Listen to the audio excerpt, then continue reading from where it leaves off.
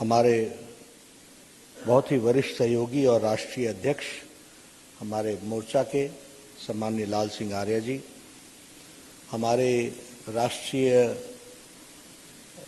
इस क्षेत्र को देखने वाले हमारे सह संगठन मंत्री रहे और आजकल दिल्ली में संगठन का काम देख रहे हैं ऐसे हमारे श्री वी सतीश जी, हमारे सत्यनारायण जटिया जी, हमारे विजय सोनकर शास्त्री जी, सुनीता दुग्गल जी, अनीता आर्य जी और सभी वरिष्ठ सज्जन वृंद जो यहाँ आज जन्म जयंती मनाने के लिए गुरु रविदास जी संत भगवान जी की जन्म जयंती मनाने के लिए आप सब लोग एकत्र आए हैं।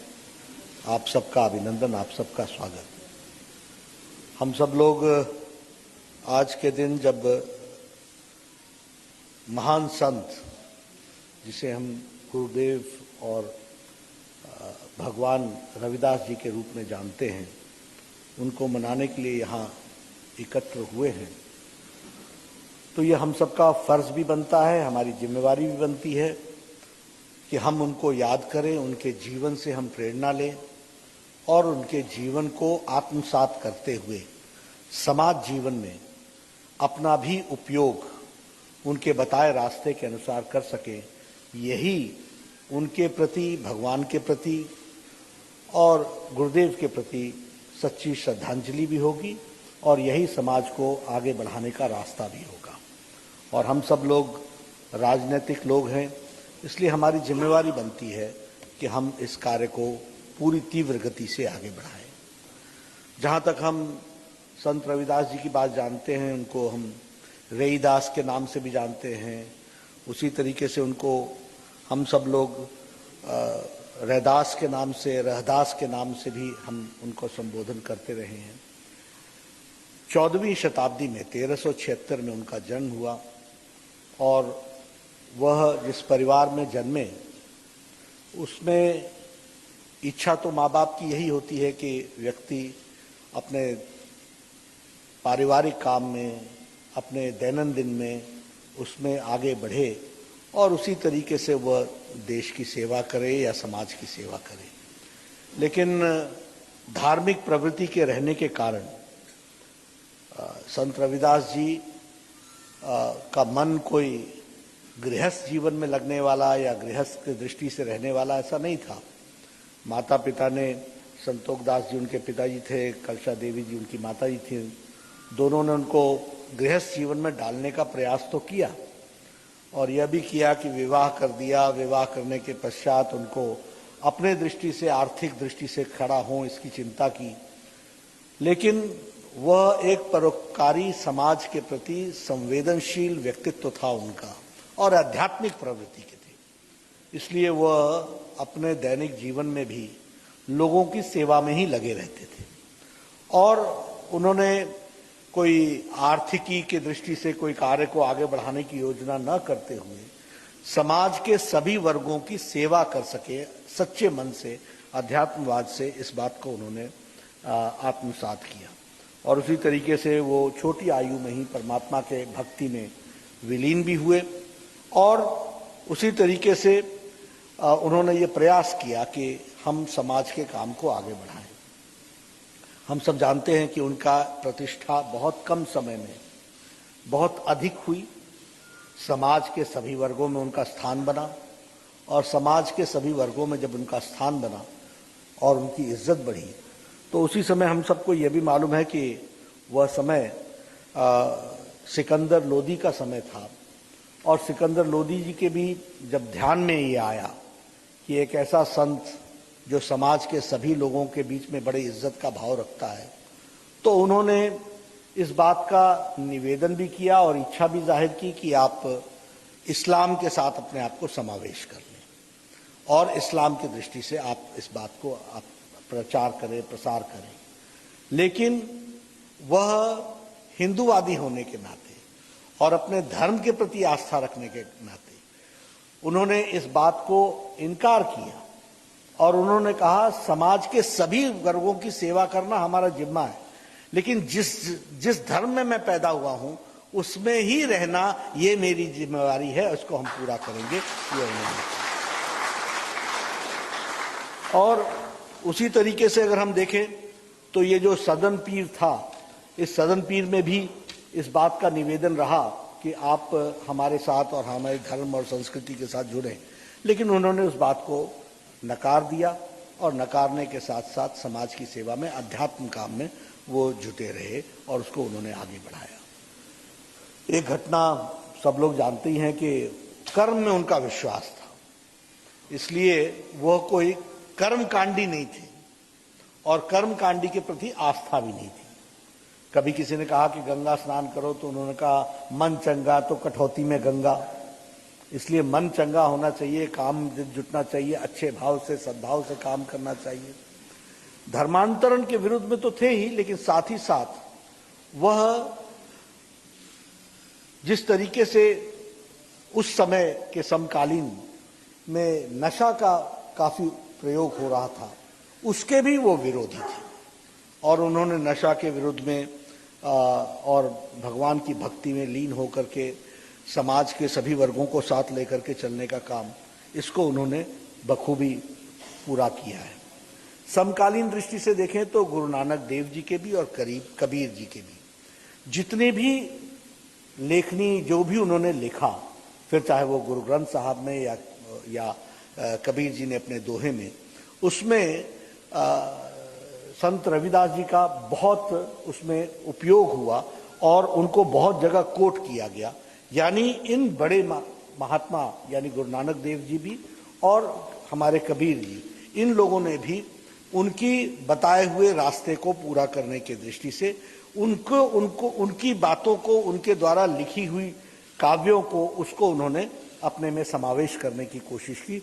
यह उनका जो एक सामाजिक दृष्टि से जो उनका एक स्थान था, उसका ये परिचायक है कि समकालीन लिटरेचर में भी समकालीन जो लोगों ने लिखा, उन लोगों ने भी उनकी बातों को अपने साथ जोड़ने का प्रयास किया।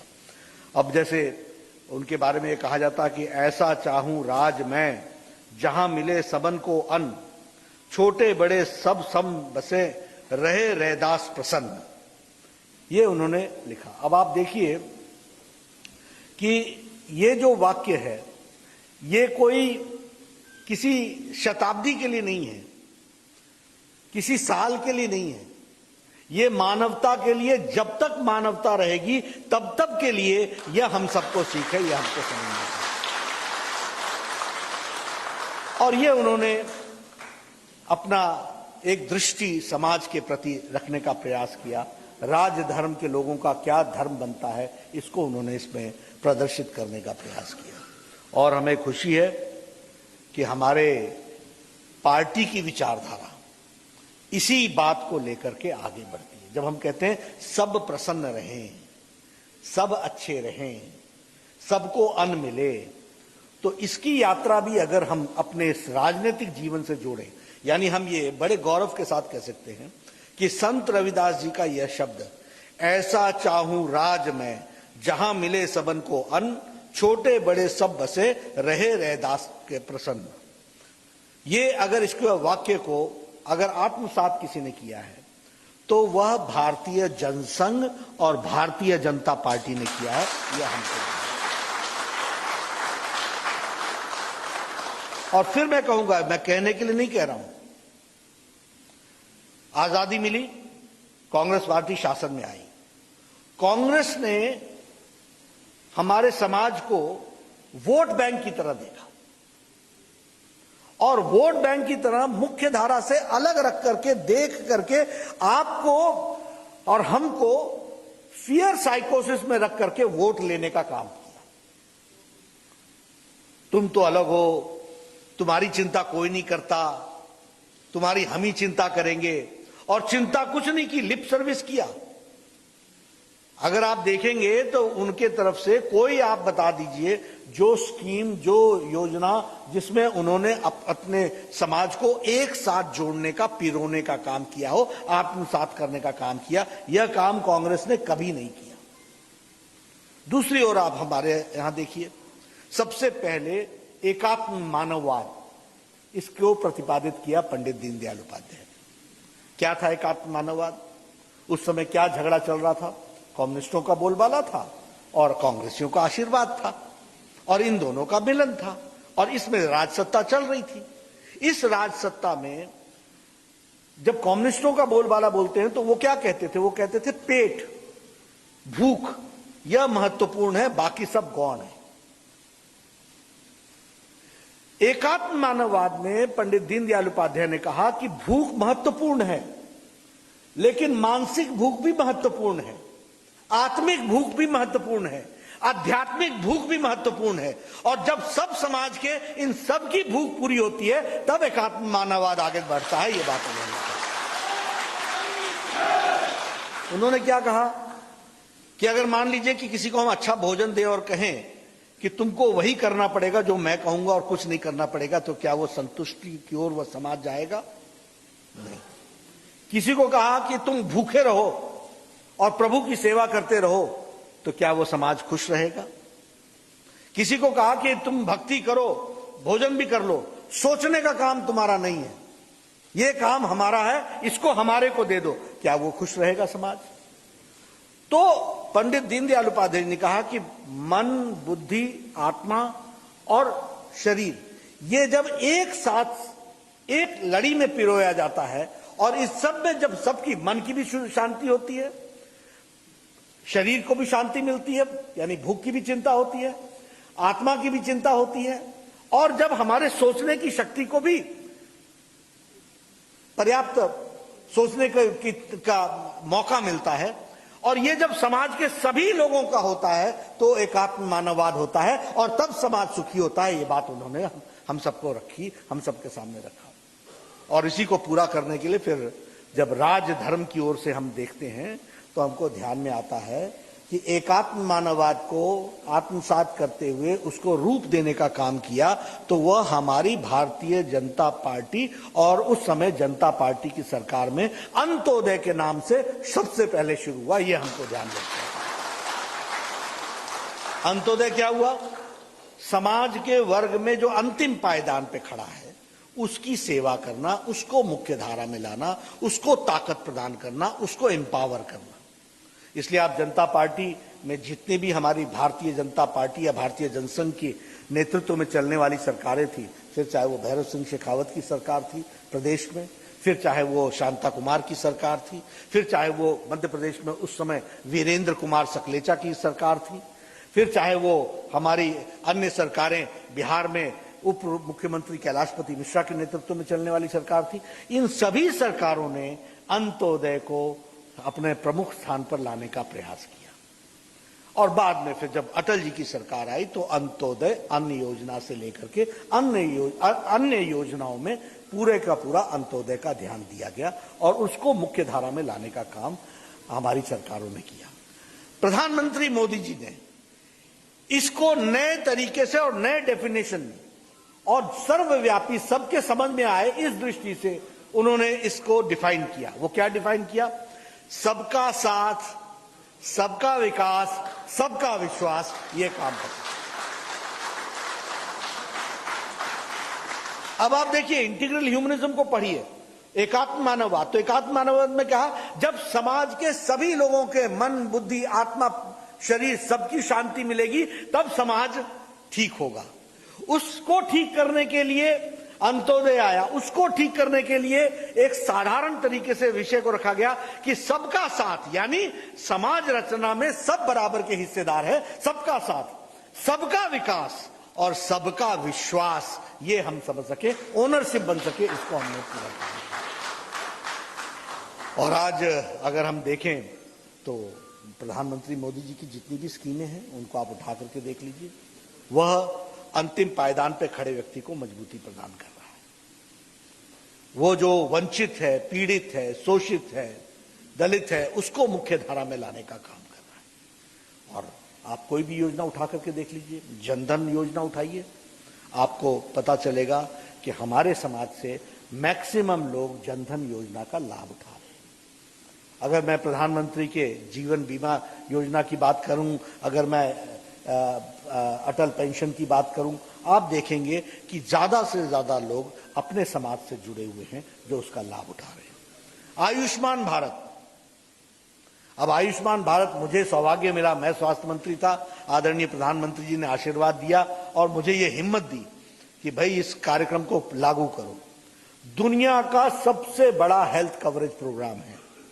55 करोड़ लोग, 10 करोड़ 74 लाख परिवार, 5 लाख रुपए का हेल्थ कवर, और आज लगभग 1.5 करोड़ लोगों ने इसका लाभ उठा लिया है। 20,000 करोड़ रुपए इसमें खर्च हो चुके हैं और वह हमारे साधारण आदमियों के लिए लगे। इसको भी आप देखेंगे तो इसमें अपने समाज से जुड़े हुए लोगों ने मैक्सिमम उनको बेनिफिट मिला है, मैक्सिमम बेनिफिट। प्रधानमंत्री आवास योजना, आप आंकड़े उठा करके देख लीजिए। प्रधानमंत्री आवास योजना में हमारे समाज से जुड़े हुए लोगों ने सबसे ज्यादा उसका लाभ मिला है। और यह सच्चाई भी है कि वंचित भी वही थे, और यही एकात्म मानववाद का प्रिंसिपल था, यही अंत्योदय का प्रिंसिपल था कि सबका साथ लेना है, सबका विकास करना है, जो पिछड़ गए हैं उनको मुख्य धारा में लाना है, उसके लिए हम काम कर रहे हैं। तो वो भी हम लोगों ने किया और मोदी जी के नेतृत्व में वो भी पूरा हुआ। अभी वो पोस्ट मैट्रिक स्कॉलरशिप की बात आई, सब लोगों के ध्यान से निकल गया था। प्रधानमंत्री मोदी जी ने विशेष करके सोच करके इसको आगे बढ़ाने का प्रयास किया।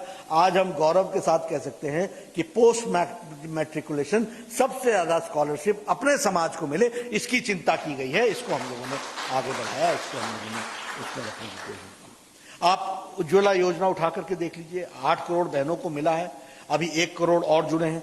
सबसे ज्यादा इसमें लाभ हमारे समाज के लोगों को मिला है, उन तक ये सुविधा पहुंची है, वह मुख्य धारा में शामिल हुए।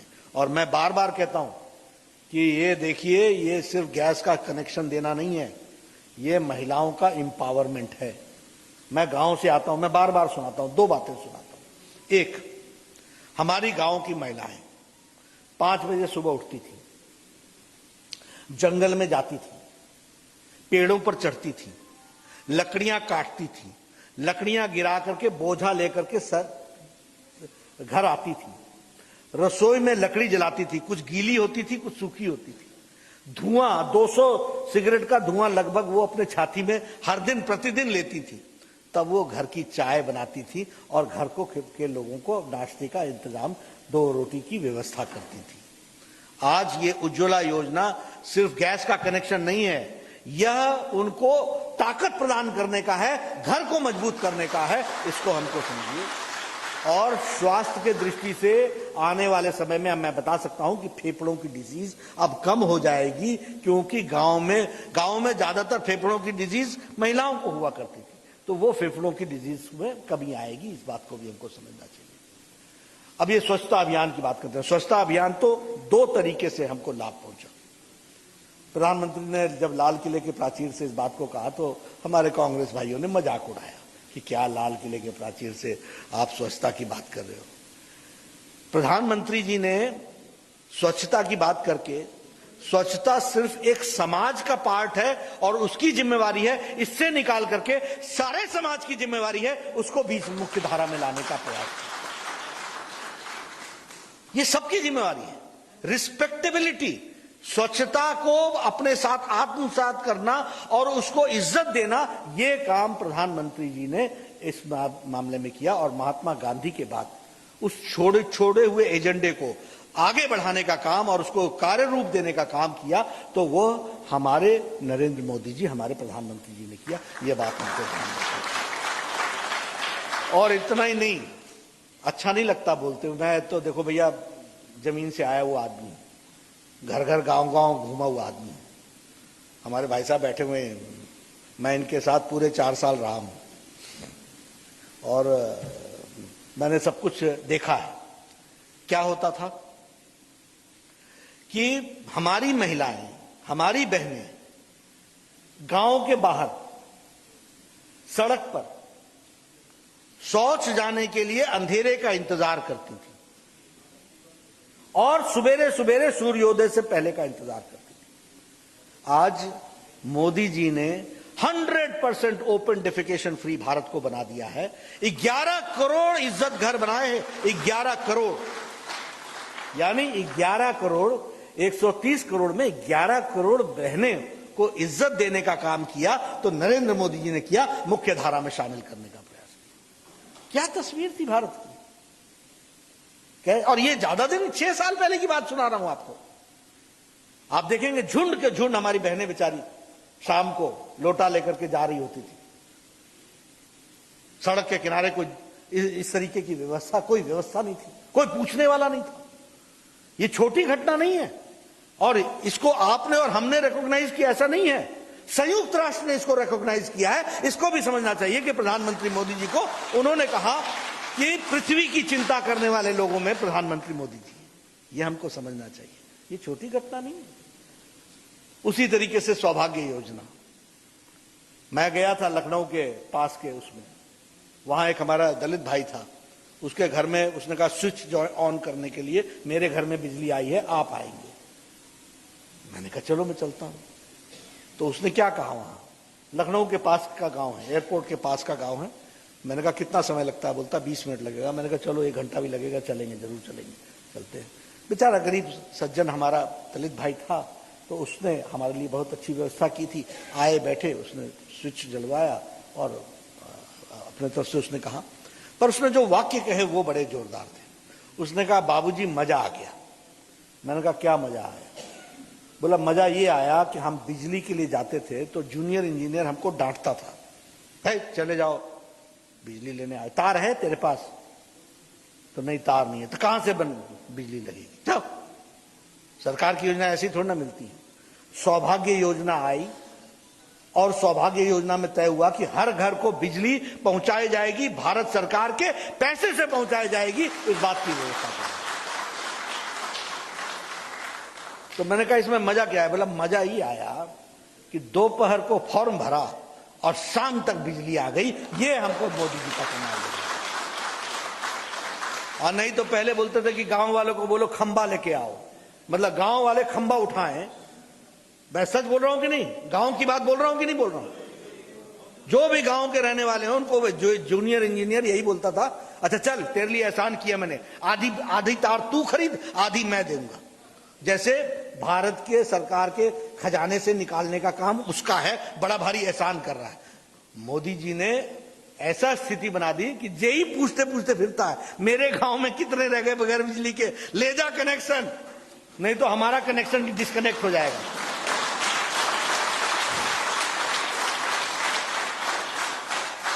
ये फर्क, इसको कहते हैं एम्पावरमेंट, और यह है सबका साथ, सबका विकास, सबका विश्वास।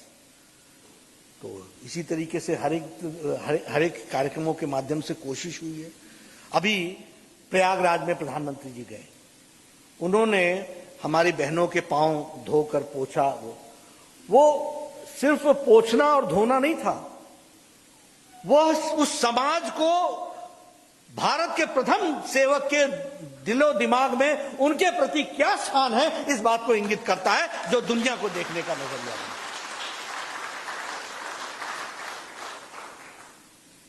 हमारे संत रविदास जी, भगवान रविदास जी के जन्म स्थान पर जाने वाले प्रथम प्रधानमंत्री 2 बार अगर काशी में गए तो वो नरेंद्र मोदी जी गए हैं, ये हमको समझना चाहिए।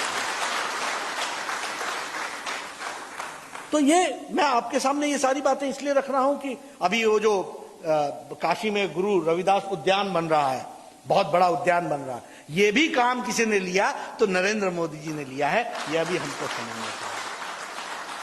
और समाज को, सबको एक साथ लेकर के चलने की ताकत, इसको भी देने का जो सामाजिक समरसता के साथ जो कोशिश हुई है, उसको करने का काम प्रधानमंत्री मोदी जी के नेतृत्व में हुआ है।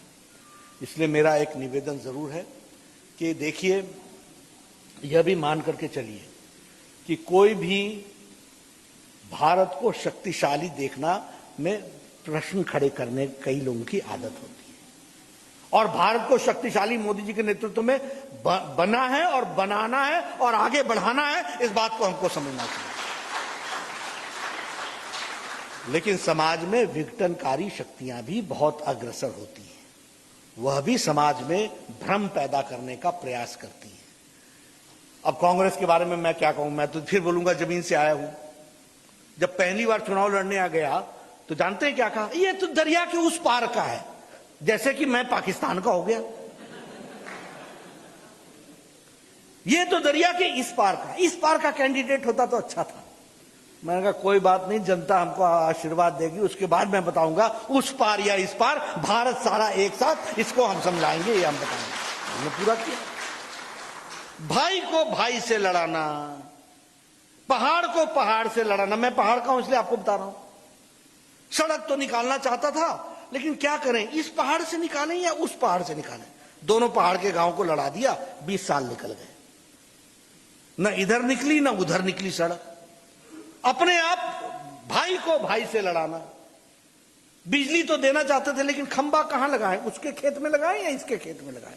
हो गया झगड़ा, निकल गए 10 साल।